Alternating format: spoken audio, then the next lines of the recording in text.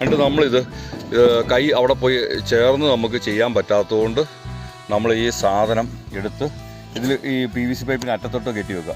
കയറ്റി വെച്ചതിന് ശേഷം ഇതിങ്ങനെ ക്ലീൻ ചെയ്യാം. ഇങ്ങനെ ക്ലീൻ ചെയ്തതിന് ശേഷമേ നമ്മളിത് പെയിൻറ്റ് ചെയ്ത് കഴിഞ്ഞാൽ വലിയ തുളയാവുന്നതിന് ഇപ്പുറം തന്നെ പെയിൻറ്റ് ചെയ്യണം കേട്ടോ.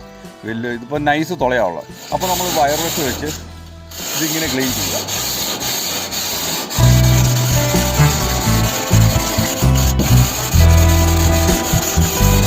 ഇത് നമ്മൾ കൈ എത്തൂലാത്തതുകൊണ്ടാണ് നമ്മൾ ഇതുപോലെ ഇതേ പിടിപ്പിച്ച് ക്ലീൻ ചെയ്യുന്നത്.